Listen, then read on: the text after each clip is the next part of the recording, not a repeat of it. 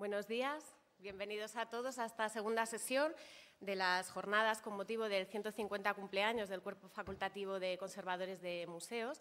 Como sabéis, ayer se hizo un recorrido por la historia de compañeros que nos dejaron, pero que sí que han dejado una profunda huella en las instituciones en las que han colaborado y han sido un gran referente para todos los que hemos continuado las labores en esas instituciones.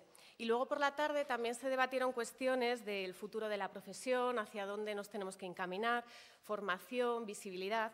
Hoy vamos a seguir trabajando un poco en ese aspecto con una mesa que veréis que está bastante cargada de ponencias, en la que se va a hablar un poco del profesional de museos ante los retos que se plantean en la actualidad, porque como somos todos conscientes de que los museos en los últimos años han tenido un cambio enorme debido a las demandas sociales y al propio giro que ha tenido el museo. Tanto los profesionales de los museos nos hemos tenido que ir acomodando un poco a las exigencias del público y también ir aprendiendo, y nos hemos encontrado pues que a veces teníamos que reinventarnos. De todo eso vamos a hablar hoy, de las distintas facetas de nuestra profesión, hablando de planificación, de la gestión del conocimiento o la dimensión social del museo, entre otras cuestiones.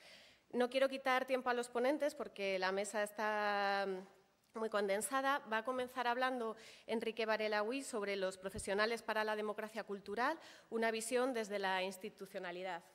Enrique Varela es conservador en el Museo Sorolla, licenciado en Geografía e Historia por la Universidad Autónoma de Madrid en el año 1995, desarrollando posteriormente estudios de tercer grado en la misma universidad. Máster en Dirección Pública y Liderazgo por el Instituto Nacional de Administración Pública y especialista en Comunicación Pública por el mismo instituto. Pertenece al Cuerpo Facultativo de Conservadores de Museos desde el año 2005, desarrollando a partir de entonces su actividad profesional en el ámbito de los museos. Ha sido miembro de la Junta de Calificación, Valoración y Exportación de Bienes del Patrimonio Histórico Español, formó parte del equipo fundador del Laboratorio Permanente de Público de Museos, fue vocal asesor del Gabinete de la Ministra de Cultura en 2009, director de la revista de museología museos.es entre el 2010 y el 2014 y subdirector general de museos estatales en ese mismo periodo. En la actualidad desempeña su actividad en el Museo Sorolla. Enrique, cuando quieras. Muchas gracias, Carolina, y también muchas gracias a la Subdirección General de Museos Estatales y al Museo Arqueológico Nacional por la organización y celebración de estas jornadas en torno a los 150 años de la profesión de conservador de museos. Vamos a hacer una aproximación necesariamente parcial, limitada y sesgada debido a la extensión de tiempo del que tenemos, sobre la realidad de los museos y sus profesionales en la época de la democracia. Como digo, la aproximación es limitada, nos dejaremos muchas cuestiones en el tintero y, no obstante, ha habido muchos profesionales de nuestro cuerpo que han profundizado y han hecho un balance bibliográfico y científico acerca de estos 150 años de historia. Baste recordar la figura de Andrés Carretero ayer mismo con su conferencia, Luis Caballero, Ricardo Olmos, Magdalena Barril, Ruiz de la Canal o la propia Marina Chinchilla. Bien, la llegada de la democracia a nuestro país con la aprobación de la Constitución de 1978 abrió un panorama nuevo en la sociedad, en las estructuras públicas, políticas y económicas de nuestra sociedad. Un régimen de libertades y derechos y también un régimen en construcción hacia un nuevo escenario que se abría de par en par. En cierta manera, se puede decir que la democracia tenía que recuperar el tiempo perdido o recorrer un camino no andado, con lo cual los cambios que se sucedieron en los años siguientes fueron muy rápidos. Había que reinventarse o actualizarse en cierta manera. Los museos y sus profesionales también se encontraban ante un panorama nuevo, un escenario social y cultural bajo un régimen de libertades. Se hacía, por tanto, necesaria la adaptación de los museos y, por ende, de sus profesionales a la democracia cultural, a las políticas culturales en democracia. Y ello suponía necesariamente cambios. Vamos a trazar, por tanto, brevemente un recorrido por esos cambios desde el ámbito de la institucionalidad. Pero, ¿qué es la institucionalidad?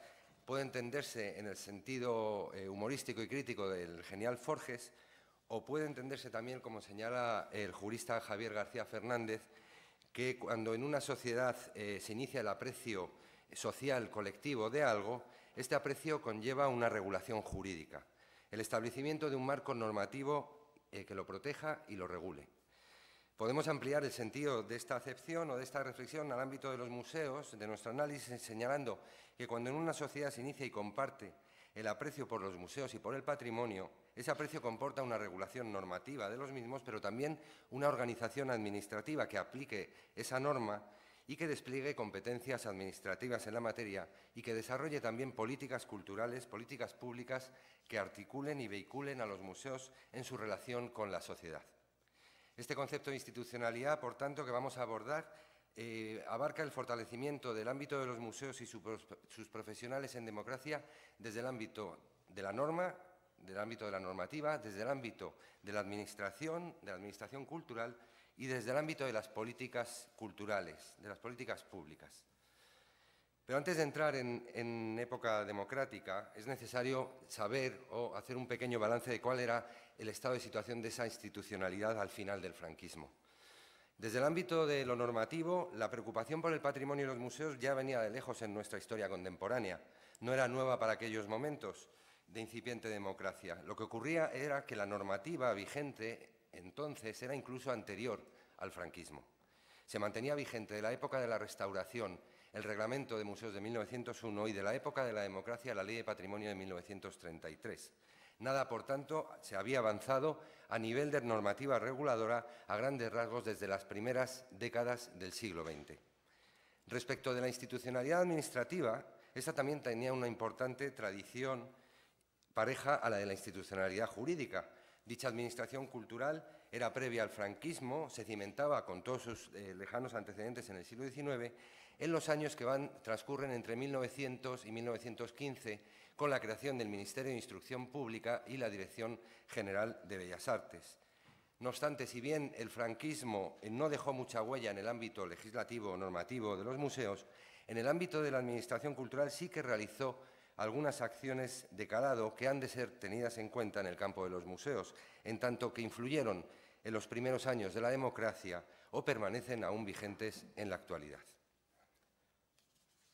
Especial interés tuvo, como ya mencionó ayer Andrés Carretero, la creación del Patronato Nacional de Museos en 1968 como organismo autónomo, aunque dependiente de la Dirección General de Bellas Artes, que integraba y del que dependían todos los museos estatales o nacionales.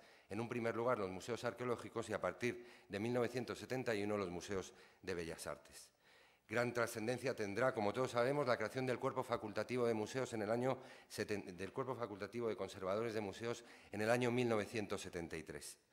La propia ley de creación de dicho cuerpo señalaba que de los 15 museos de 1867 se han pasado a 565. De una concepción estática del museo como depósito, se ha pasado a un concepto dinámico y vivo que les concibe como un instrumento capital, centros docentes y culturales de primera magnitud. Ahora bien, continuaba diciendo la ley, para que los museos cumplan realmente estas funciones, resultan hoy notoriamente insuficientes las 49 plazas en la actualidad adscritas al servicio de museos, y acaba calificando la situación como de penuria numérica. La plantilla se constituía a partir de entonces con 99 plazas, 49 de las existentes y 50 que se irían dotando en los años sucesivos. En julio de 1973, ese mismo año, se reglamentaba además el sistema de selección de funcionarios para el acceso al cuerpo facultativo. Constaba, entre otras cosas, de la entrega de una serie de publicaciones científicas que hubiera realizado el aspirante, la realización de una memoria de museología previa a la oposición y nada más y nada menos que 6 ejercicios repartidos en un anexo de 85 temas. Además, esta nueva forma de acceso dejaba abierta la vía a la individualización de las pruebas de acceso en función de las colecciones o de los museos, como así vino ocurriendo a partir de entonces.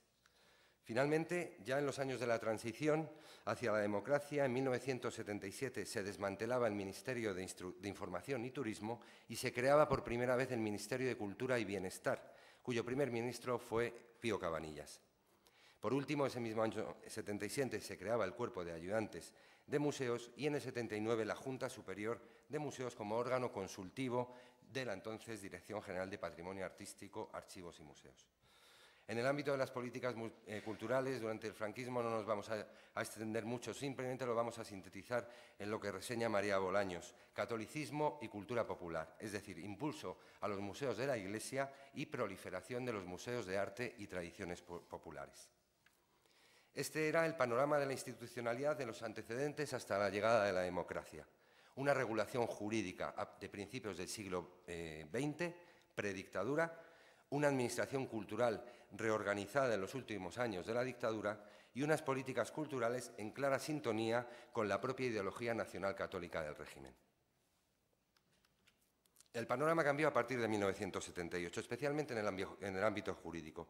La base sobre este cambio se cimentaba en la propia Carta Magna, el principal instrumento legal que regulaba el modo de organización política, social y económica que la sociedad española se daba a sí misma de cara a su modernización democrática.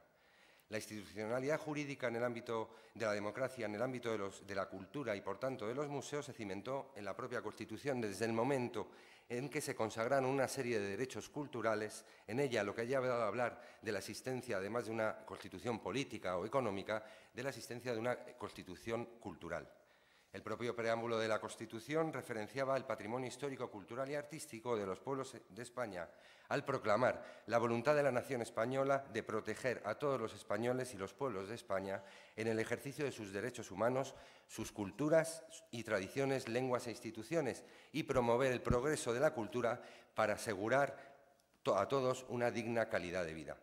A partir de ahí, el desarrollo del articulado de la propia Carta Magna atribuía a los poderes públicos la tarea de facilitar la participación ciudadana en la cultura, garantizar el derecho de acceso a la cultura y obligaba a los poderes públicos a garantizar la protección del patrimonio histórico.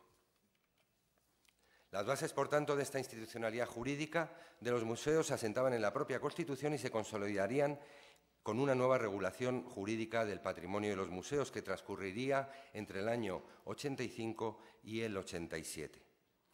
Esa nueva institucionalidad, por tanto, quedaba definida en los primeros 9 años de la democracia, en 1978 con la Constitución y en 1987 con el Reglamento de los Museos de titularidad estatal. Por lo que respecta al ámbito de la institucionalidad administrativa, como hemos visto, fue previa a la normativa en los años finales del franquismo y los inicios de la transición, de 1968 a 1977. Ello sería hasta cierto punto idóneo si tenemos en cuenta que debía ser esa administración cultural la que debía regular y normar en torno al patrimonio y los museos.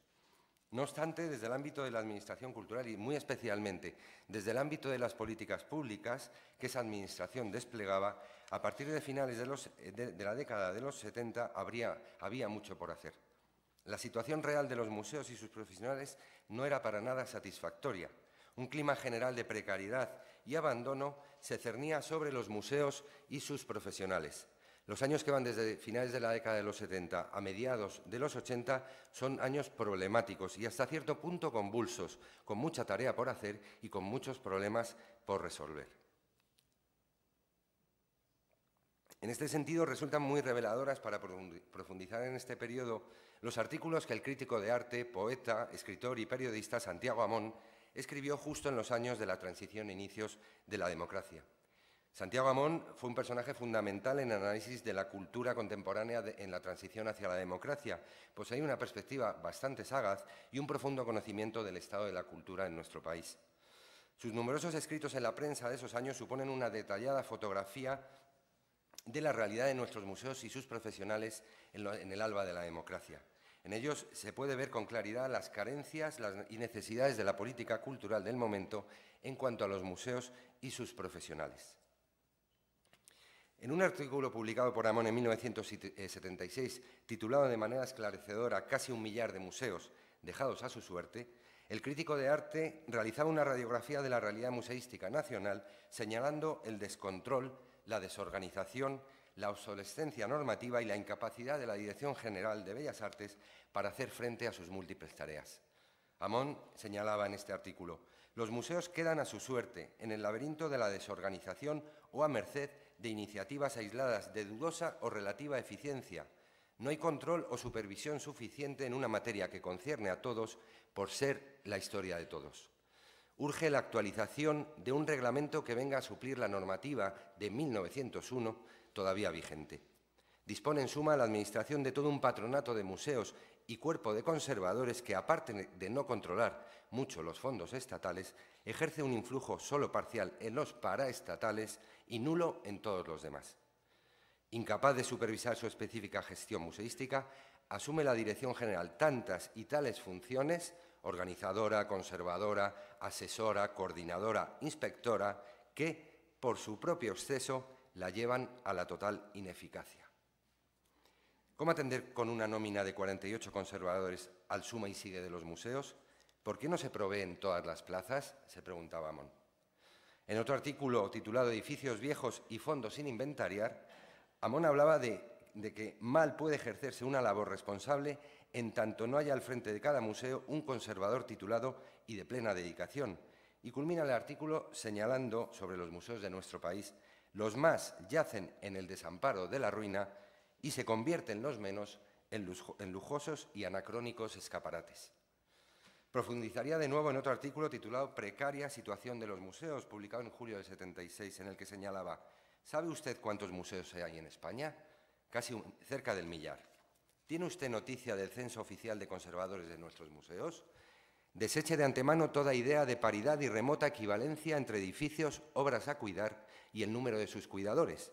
A los 49 de la nómina agréguele otros 18 que acaban de ganar plaza y llegará a la consecuencia de que la desproporción entre los 67 conservadores y los bien colmados 900 museos raya en lo irrisorio.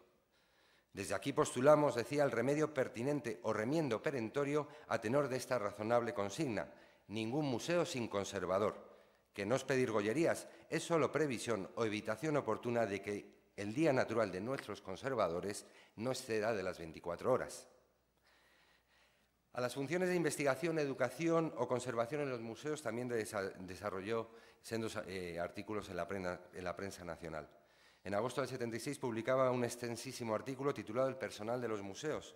Aquí Amón hacía un amplísimo análisis de los profesionales que desempeñaban las distintas funciones en las instituciones: cargos directivos, conservadores, bibliotecarios, restauradores, fotógrafos, personal subalterno, becarios, contratados, personal en prácticas, voluntarios, personal administrativo, empresas externas, y catalogaba la realidad de los museos en España en función de una clasificación tripartita: museos civilizados, museos sin civilizar y museos dejados de la mano de Dios.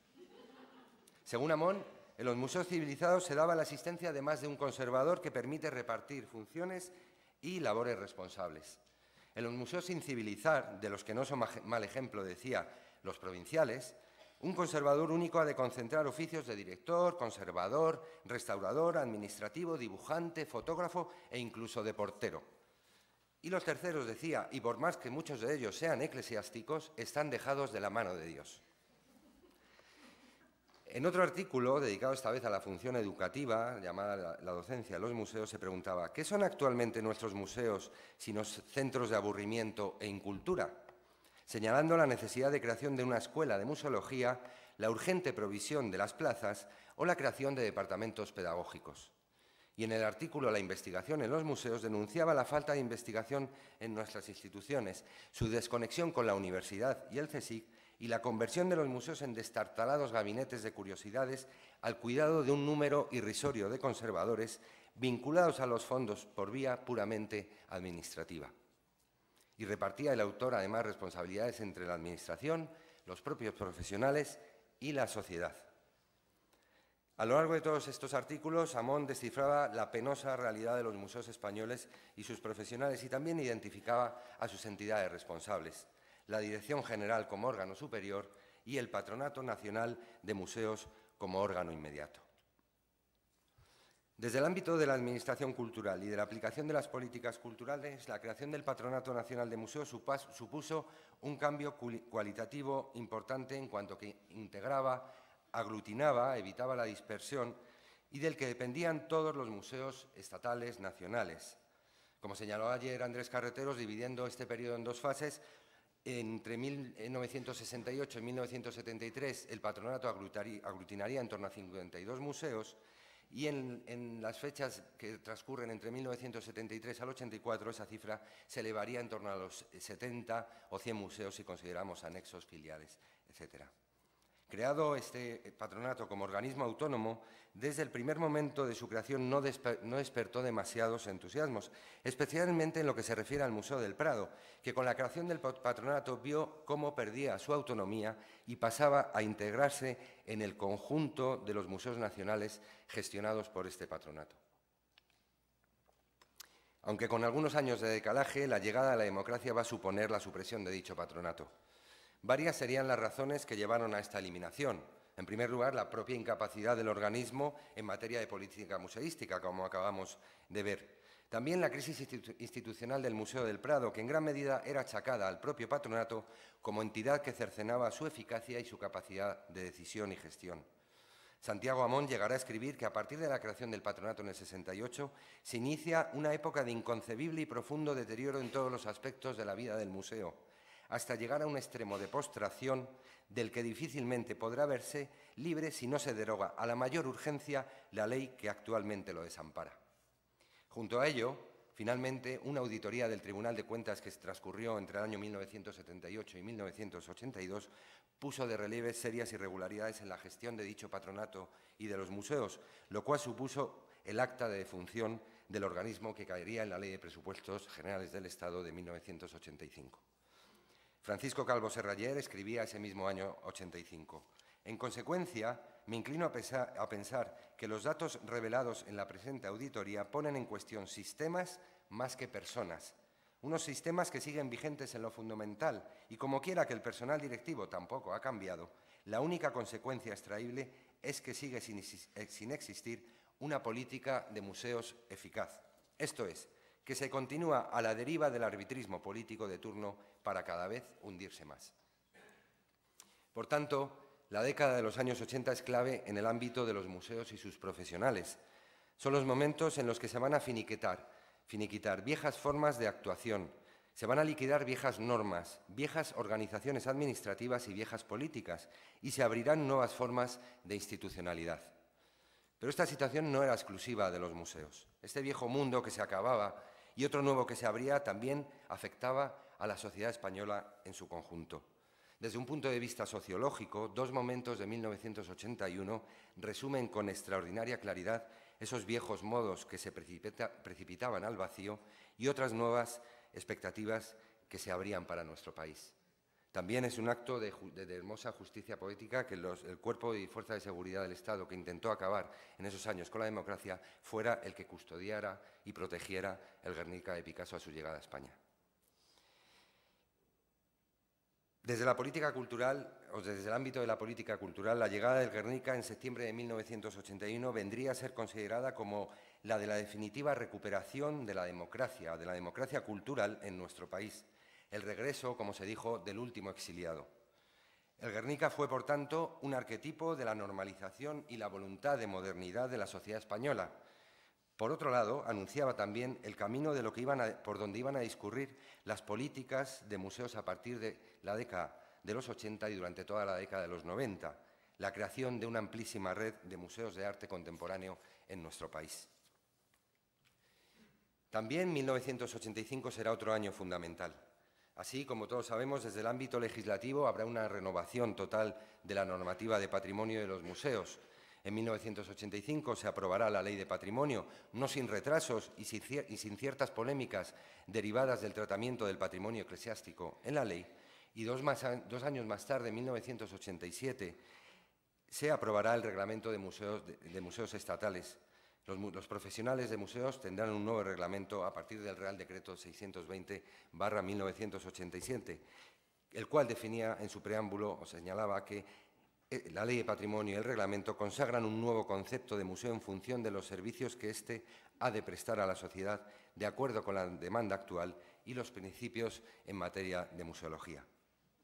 En la Administración Cultural, la supresión de 1985 del Patronato Nacional de Museos supuso la recuperación de la autonomía para el Museo del Prado y, además, entre 1982, como vimos ayer, y 1991, con especial incidencia en las décadas centrales de los 80, tendrá lugar la transferencia de los museos de titularidad estatal a las comunidades autónomas, con lo que esos museos provinciales que habían estado integrados en el ineficaz patronato dejarán de estar ya gestionados por la Dirección General de Bellas Artes.